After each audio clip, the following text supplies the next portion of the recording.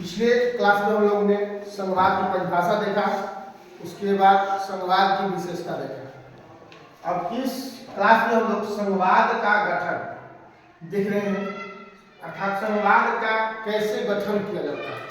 इसके गठन के दो तरीके हैं। पहला तरीका है दो या दो से अधिक राष्ट्रों को एक साथ लाकर गठन करना, मतलब कि दो या दो से अधिक स्वतंत्र राष्ट्र जो हैं उनको एक साथ ला करके जोड़ देना, एक गठबंधन करा देना, उस तरह से एक संघवाद का गठन होता है। यानी बहुत सारे राष्ट्रों को ला करके एक साथ उनको एक सूत्र में बांध देना ही संघवाद कहलाता है। ठीक है, यह एक तरीका हो गया। इसमें अमेरिका, ऑस्ट्रेलिया, स्विट्जरलैंड आदि देश आते हैं। इस तरह के संघवाद में राज्य को उतना ही अधिकार प्राप्त होता है जितना केंद्र को होता है। हम कह सकते हैं केंद्र की तुलना में राज्य में अधिक ताकतवर होता है। राज्य अधिक ताकतवर होता है केंद्र की तुलना में। चलिए, दूसरा तरीका है इसके गठन का, बड़े देश द्वारा आंतरिक विविधता को ध्यान में रखकर बड़े देशों द्वारा आंतरिक विविधता को ध्यान में रखते हुए राज्यों का गठन करें। इस तरह से संघवाद का गठन होता है। इसमें भारत, बेल्जियम और स्पेन जैसे देश आते हैं।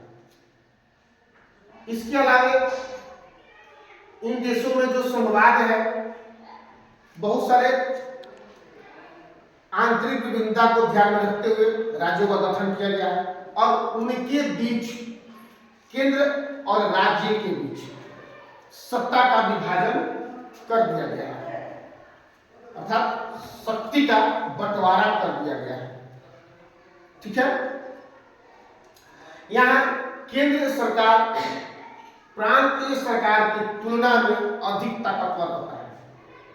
यहां क्या हो रहा है, यहां प्रांतीय सरकार केंद्र सरकार की तुलना में अधिक ताकतवर है और यहां केंद्र सरकार प्रांतीय सरकार अर्थात राज्य सरकार की तुलना में अधिक ताकतवर होता है।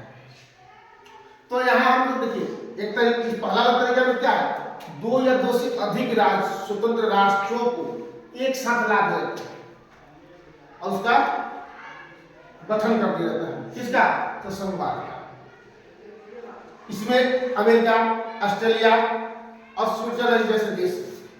उसके बाद यहाँ पर क्या होता है कि यहाँ राज्य ताकतवर होता है, न कि केंद्र। दूसरे वाले तरीका में क्या है कि यहाँ बड़े बड़े देश अपनी आंतरिक विविधता को ध्यान में रखते हुए राज्यों का गठन कर देते हैं और अपने शक्ति अर्थात सत्ता का विभाजन कर देते हैं राज्य के बीच और केंद्र के बीच।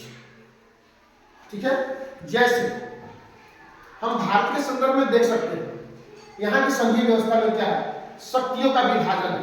राज्य सरकार की शक्ति का विभाजन अलग है, केंद्र सरकार की शक्तियों का विभाजन अलग है। तो इसके लिए 3 सूचियां बनाई गई है। हमारे संविधान में 3 सूचियां बनाई गई हैं। एक सूची है संघ सूची, दूसरी राज्य सूची, तीसरा समवर्ती सूची।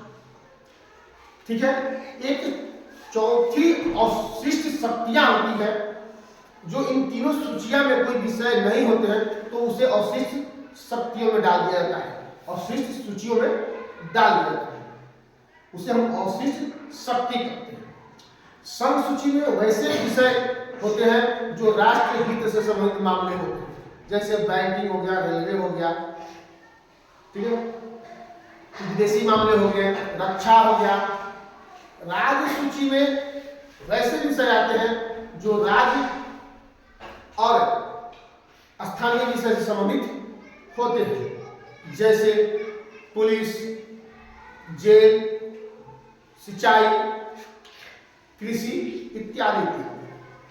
उस पर राज्य सरकार बनाएगी, लेकिन संघ सूची वाले विषय पर सिर्फ और सिर्फ संघ बनाएगी, अर्थात केंद्र सरकार अपना कानून बनाएगी और उसको लागू करेगी। उसी प्रकार समवर्ती सूची के अंतर्गत जो विषय आते हैं उस पर केंद्र और राज्य दोनों कानून बनाती है, लेकिन अगर विवाद हो जाता है तो केंद्र द्वारा बनाया गया कानून ही लागू होता है, वही मान्य होगा। राज्य द्वारा बनाया गया कानून निरस्त हो जाता है। ठीक है, तो हम एक और सूची बताएं, अवशिष्ट सूची या अवशिष्ट शक्ति। तो उसको हम लोग तीनों सूचियों में जो विषय वर्णन नहीं होता है उस विषय को अवशिष्ट सूची में रख करके हम रख सकते हैं। जैसे सॉफ्टवेयर इंजीनियरिंग, अंतरिक्ष से संबंधित मामला इत्यादि।